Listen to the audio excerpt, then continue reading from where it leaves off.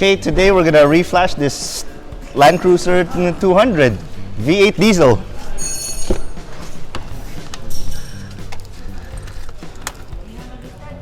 Okay, first step, what we do is we will attach the laptop with this OBD2 connector cable down here. There you go. And then we're gonna read the vehicle's ECU software version. Okay, we choose the correct protocol to see if that's it. So that's the one. Do identification. Oh. Oops, we have to turn it on. There you go. There. Now this is what we want to find, and this the important bit here for Toyota especially. This one called the calibration file. This one 8966360V20. This is basically what the car's firmware version is.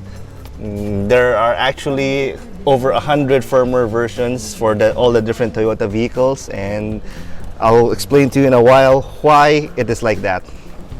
We will download that firmware here on this website, so we're gonna press download here. Once we have that, then we can start editing it. It's actually a pretty small file. It's only 1 megabyte. Okay, there we go. There we have it over there, 0260V20. So that's the original file that we have.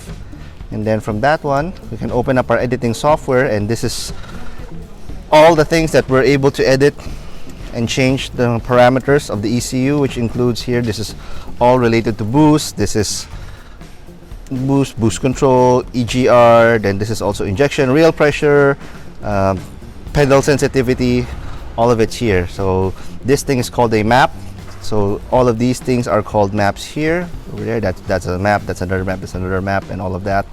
So we'll edit the numbers here, then put it on the dyno and see how much more power we make. Okay, reflashing the Toyota ECU is a little bit different from reflashing every other car. Well, not really. Toyota, Volkswagen, Audi, modern Audis, and probably some BMs right now, all do not allow you to read the ECU data. What does that mean? Every vehicle has this. It's called an OBD2 port. It is directly connected to the ECU. Normally, this thing is a two-way street. You can get information and write information into it. The most common is read error code and then write clear. In the most basic sense, that's what the OBD2 does. You can read and you can write. Now, aside from the error code, you can also read software, or for that purposes it's called data, or this is the file, or actually bin file. There you go. Computer engineers will know what that is. It's a binary file.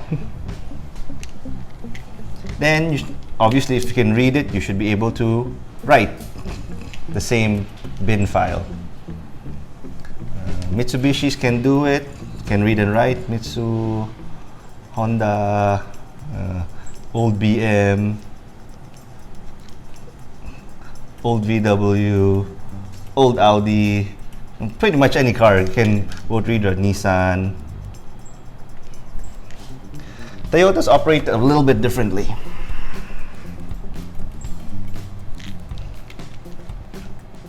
You can write, but you cannot read. So which begs the question, how are you supposed to modify the bin file if you can't read it from the ECU? Well, older Toyotas, we can actually open up the ECU. The actual physical pins here, the actual chips here and all the pins. Then we attach a bunch of wires. Then we can read it directly from the ECU. By old Toyotas, we mean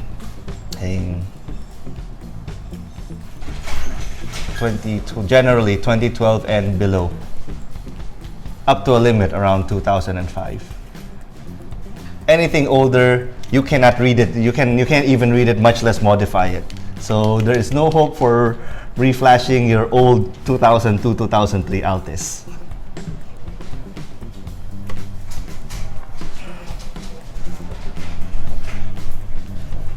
So this file is actually called a bin file.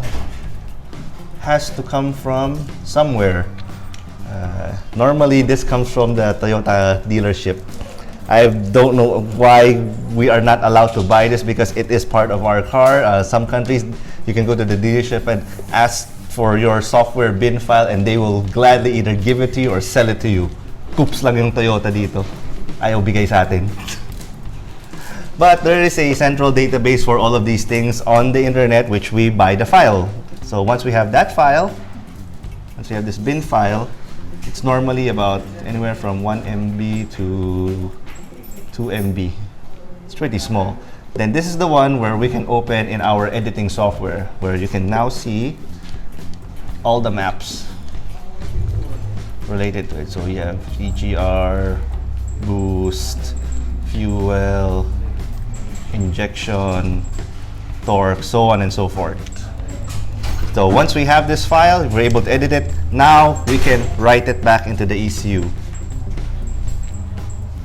So this is what makes Toyotas a little bit difficult, and this is also the reason why when you buy a fresh new whatever from Toyota, there is no way to remap it right away because this file doesn't exist yet.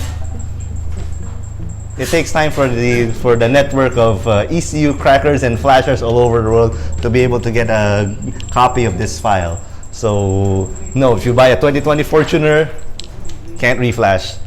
2020 anything, also no. 2019, most likely no also. It takes anywhere from 1 year to 5 years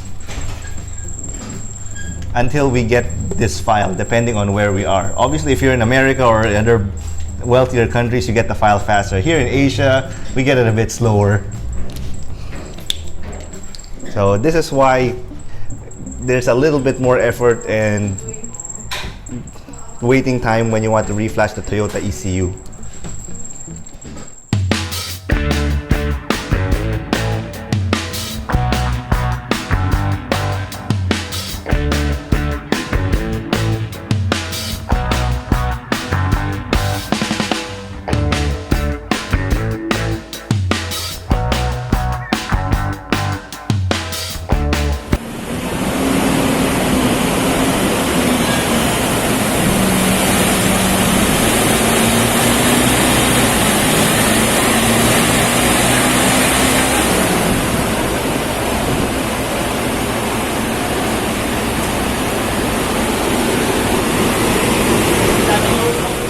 Okay, we're done with our Land Cruiser tune, and we actually have two tunes to show you aside from the stock file.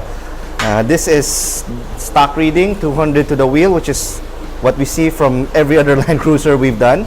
This is our first tune here. We peaked at 235 here, but maximum power gain is from 140 to 200. That's 60 horse right there. Torque also rises from 410 to about 510 right there. This tune is still not too bad. Minimal, very minimal black smoke, so almost non-noticeable. And we figured that, hey, sige, dagdag pa ng konti, see what else we can get. And this is the result of that tune. We added a little bit more fuel to it. But the thing is, this is the AF that came out. This already is Mauso for this car, so owner doesn't want that, so we're gonna revert back to this tune over here. And as you can see, there's not much difference between this tune and that tune. It's about 10 horses. Torque here is higher at the start, but not at the expense of added smoke. Although this is nice though, 560 foot-pounds of torque at 22 RPM. It's very nice.